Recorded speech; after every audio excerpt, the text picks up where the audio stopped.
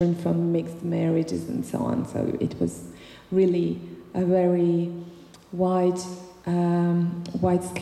phenomenon. In the meantime, they were absolutely against forming a collective identity from this. So this movement, during all this time, stayed an aristocratic movement. And even if there were attempts to create a people's party, the political anti-modernism was something that the aristocracy and the high clergy was afraid of, and they refused absolutely to create such a great social basis for this struggle and for this fight for the traditional role of the church.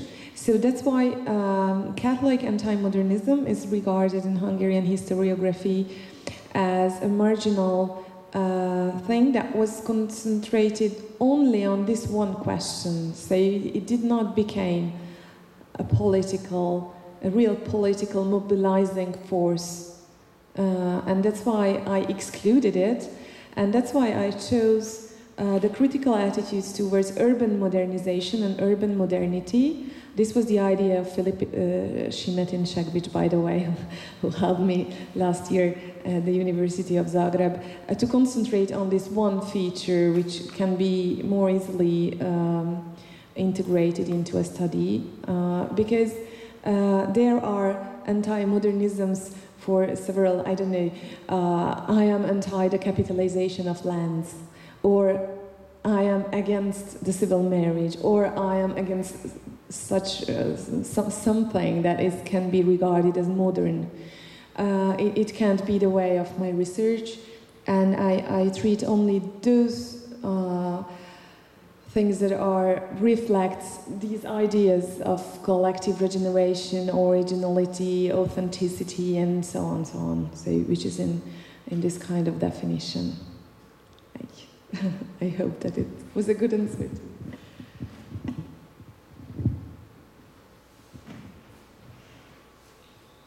So if there are no more questions, I think that there aren't, I would like to introduce our second lecturer today. And our second lecture today is entitled Jewish Students as Agents of Zionism in Last Decades of the Habsburg Monarchy, and it will be presented by Dr. Dieter Hecht. Dieter Hecht is also a historian. He works at the Institute of Culture Studies and Theater History at the Austrian Academy of Sciences. From 2013 to 2016, he worked on a project about Jewish military chaplains in the Austrian-Hungarian army during World War I at the Center for Jewish Studies at the Karl Franzens University in Graz. His fields of specialization are Jewish studies, gender studies, the Jewish press, restitution of looted art in Austria, and Holocaust studies. Regarding this topic, which he will present us today, let it be mentioned that some of his works are dealing with the history of Zionism. The focus of this works is put on the Austria, which is the birthplace of the modern Zionism movement, and on the biographies of prominent pioneers of Zionism. Among those works, I would like to mention a book, Der Weg des Zionisten Egon Michael Zweig, and the article At the Crossroads Between Different Worlds, Martha Hoffmann, a Zionist pioneer from Austria. Dieter, please.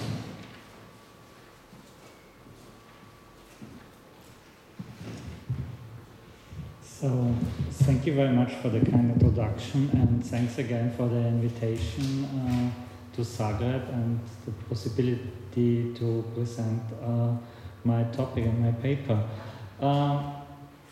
As we heard in the lecture before, a lot of modernization, anti-modernization, so I will stick to this this theme and take you to a more practical way to Jewish students as agents of modernism and Zionism at the same time at the end of the 19th century. And we will see not just as students as agents of modernism, it's always a discussion about the challenge of the Jewish communities, and not only the Jewish communities, about Jewish students performing not only Zionism but performing a new perspective of life. At the beginning of the 20th century, Vienna was the capital of an empire, a prospering city with the third largest Jewish community in Europe. There were only two bigger Jewish communities, and one was Budapest, and the biggest was in Warsaw. So from the 1880s onwards, Jews moved to Vienna from all provinces of the Habsburg monarchy, especially from Hungary, from the northern provinces of Moravia and Bohemia, as well later on from Galicia and the Bukovina as well. In this heterogenic community, Jewish nationalist and Zionist ideas became a political force, which converted its agenda slowly into realpolitik under the leadership of, all of you know Theodor Herzl, but there were others before Herzl as well, like Nathan Birnbaum in Vienna. And Birnbaum, and there we see that Zionism, or how important Jewish students were to for Zionism and as a tool for Zionism, already in 1882, 1884, so a long time before Herzl published his famous book Judenstaat, in Vienna, Nathan Birnbaum and some colleagues of him, all of them students, founded the Kadima. Kadima is a student organization to propagate Zionist and Jewish nationalist ideas. And looking at Kadima and the students, we see that at the beginning it's always a very small movement. So only within 2 years, so at the beginning of Kadima, there were only 8 members of this movement. And still, if we are talking nowadays about Kadima as a student organization, so it's one of the most important organizations to propagate Zionism. And interestingly, before I continue, is to see that most of the students in Kadima were students of medicine and law. So traditional Jewish subjects that gave access in jobs in the private sector, thereby circumventing the anti-Semitism that prevailed in the public sector for Jews not to enter public offices.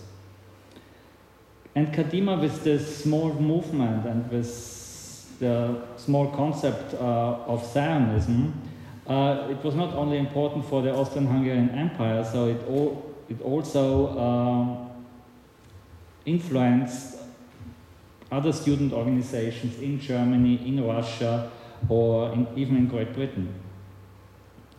And as we will see, they not just founded this organization in Vienna, they started to actively to found other organizations in other cities as well. So the members of the Kadima in Vienna as well founded new organizations with new intentions and new ideologies, but also, as we will see, new student organizations were founded in different places all over the Habsburg monarchy.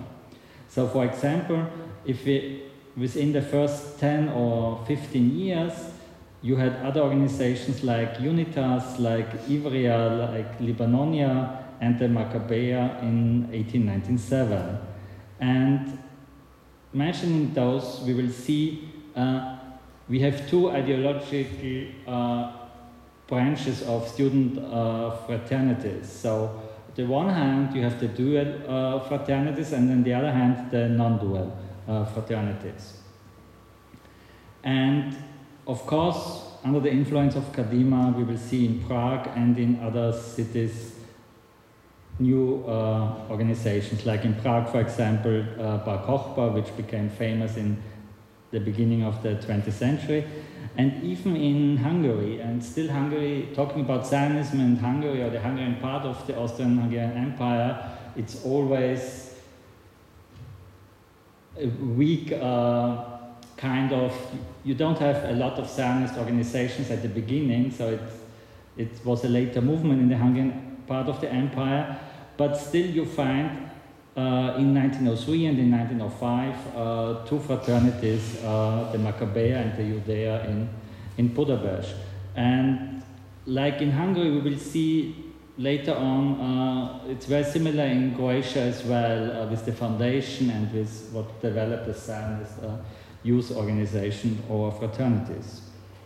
So Jewish fraternities in one way are seen as modernizers of not only about Jewish life in the city and in the Jewish communities throughout the monarchy, but on the same time those fraternities largely adopted the structure, activities and honor codes of German fraternities.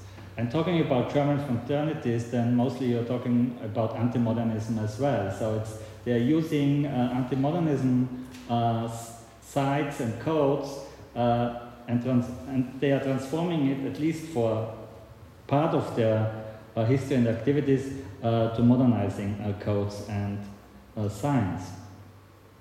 So, and with this, the Jewish students were embedded in the mainstream student culture.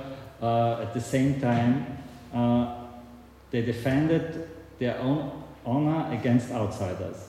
For many, however, gymnastics, readings groups and lectures took a precedence over fencing. So it was from the beginning when the students started fencing and they wanted to be active within the general student fraternities and defending the Jewish honor against the others.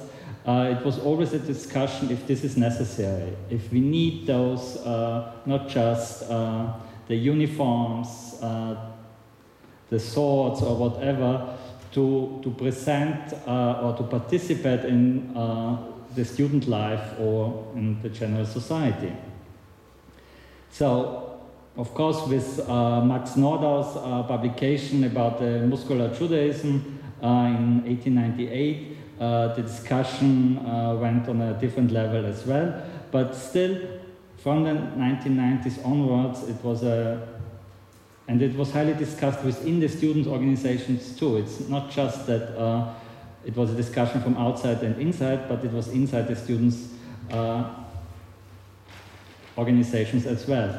And talking about fencing, you have to remember that Kadima, when it was founded in the 1880s, they didn't talk about fencing. So it started only, it was a process how to fit into the general student organizations at the universities.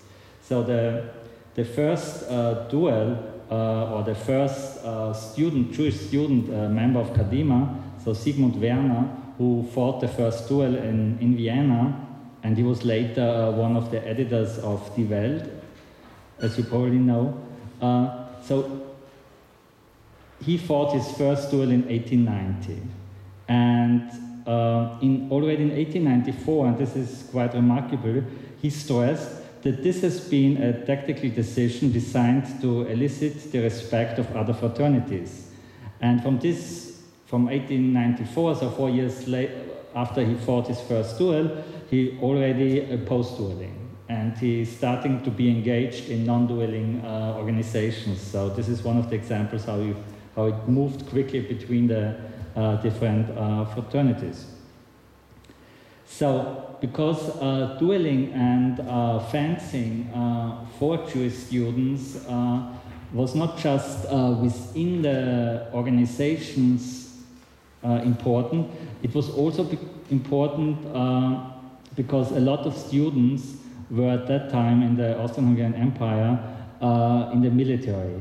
At least they were, and once being in the military, you had to follow different codes, and because of what it means, honor and other things like that. So within the army, challenging someone to a duel had legal consequences as well. So even it was officially forbidden that officers are dueling towards the end of the 19th century, no soldier or no officers could refuse it. And this became very important for Jewish students because, as you know, in 1896, the German fraternities decided in Weidhofen, the Weidhofener resolutions, that and Jews were declared unable to give satisfaction then. And so within the Jewish life and the students, so this was active, but within the army, the German students couldn't refuse it, because if a Jewish student wanted dueling with a German student, then, and they both were members of the army, the Jewish students could go to their commander, whatever, and tell them that they are refusing to duel, and that means that it had consequences for the German students. So once in the army, you had to be open for dueling, because it's the military code for officers also applied to the civilian lives. So they stood under the military law even in their civilian lives. In 1896, as I mentioned before, Theodor Herzl published the Judenstaat, which consisted a turning point, not only in the history of Zionism, but also for Jewish fraternities. The Jewish students and fraternities became some of the most zealous supporters of Herzl ideas, viewing themselves as pioneers of the newly awoken Jewish national consciousness. Also, fraternities had relatively small membership. In the long term, they became an important force within the Zionist movement, because their members belonged to the educated elite. So leading Zionists as Isidor Shalit or Fritz Lohner-Beder, who both were members of the Kadima, for instance, in Vienna. The geographical dispersal of Jewish population across the linguistically and ethnically heterogeneous Habsburg Empire posed a problem for many cultural, political, and religious associations. For the Zionist movement, including the fraternities, this fragmentation became something of a trademark, which increased even after Herzl's death, when the Zionist movement plunged into a crisis. As a resolution of the crisis, some students' representatives expedite Zionist education, including seminars in Jewish history, Palestine studies, Hebrew literature, rhetoric, and so on. And as you can see, so at the beginning there was dueling, and there were the Jewish and non-Jewish codes within the university fraternities important, but since Herzl's death, within those Zionist Jewish students' organizations, the students thought about other tools, how to promote or how to get out Zionism to the public throughout the monarchy. And as an effect of this and an effect of the student life, we will see that, of course, at the beginning in the 1880s and 1890s, we had those Zionist students fraternities in the big cities where you had the universities. But as you know, students are going for holidays, they are spending their time with their families in the summer, their long holidays, their winter holidays, and so on. And what we see from the 1990s onwards, that those students wanted to have the same life at their home and during their studies as well. And this brings us to the question what cities like Olomouc in Moravia or Osijek in Slavonia, what they have to do with the same movement or the same developments. And as we see from the late 1890s, those students were eager to not only promote their values and their ideologies, but also to found organizations in their hometown. So what they did is, when they went home, they gathered together there, so students from Vienna or from other cities, and they founded so-called vacation fraternities. That means they were active during their vacations, and during the semester they were back in the big cities, and then there were parts there of other semester fraternities. And looking into this development and looking into those vacation fraternities, it gives us a good impression how students, from where students moved to the center, and how those students went back during the holidays to the different parts. So they were, as a matter of fact, they were an important tool for the widespread of Zionism throughout the monarchy. And this goes for Croatia as well, as we will see people like Alexander Licht or Max Lederer, so who were students in Vienna and became important leaders for the Zionist movement in Croatia as well.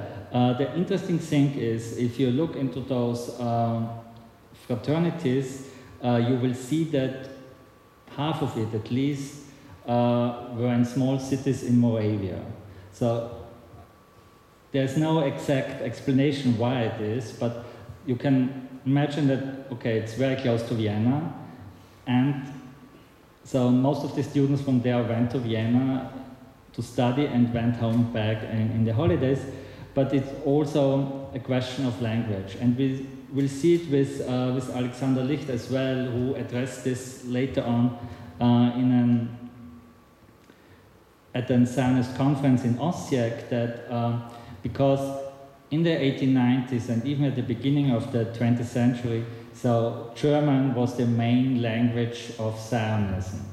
So that means the Jewish communities in Moravia, they were German speaking, most of them. So it was easy for them to participate and within the communities then to talk to others, to give lectures on Zionism and practice their life in those communities.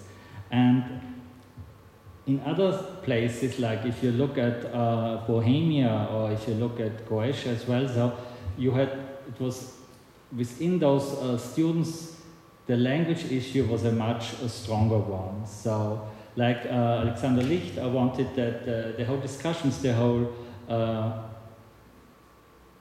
movement, a Zionist movement, should not only write but should speak to in Croatian. But once they were gathering with, or they were inviting people from Vienna or from other places, they had to change the language and continue in German. And so, and the foundation of those fraternities in the small cities, vacation fraternities, we will see it happened from the late 1890s to more or less to the beginning, to the outbreak of World War I. But still, for the Hungarian part of the monarchy, it's difficult to find them. So when you are lucky, you find at least in the resources which were available to me. For example, in Bistrica, there was one Ivrea was founded in 1901.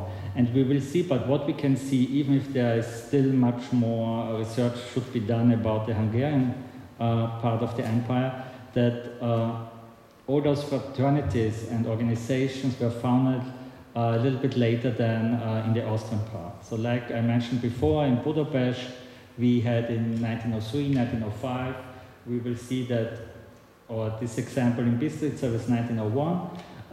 Even in Croatia, we'll see that only in 1902, for example, the Society of Academics from South Slavic lands, called Bagiora, was founded in Vienna. Over the year, Bagiora provided the influential basis and the institutional center of the Croatian Zionism in Vienna, and as we will see, in the territories of Croatia as well. And not only in Croatia, so because then the Zionists from Croatia, they thought so Bosnia and Herzegovina is part of their territories as well. So, as we see, under the influence of Bagiora, the first Zionist youth organizations were founded in 1904 and in 1906 in Vinkovici and in Osijek.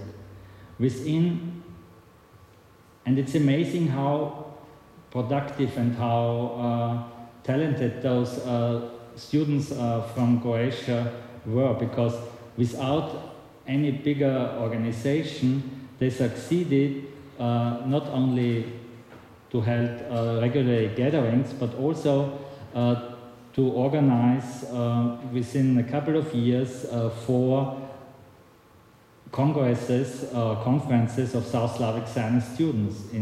So the first one was in Osijek, and then we have one in Senum, in Slavonski Brod, and in 1910, so the last one was in Sarajevo. And within their work, new organizations came into life, like the Theodor Herzl organization in Osijek, for example. And as I mentioned Alexander Licht before, so he was not just the founder of Bagiora, as you probably know better than me as experts about Croatian history.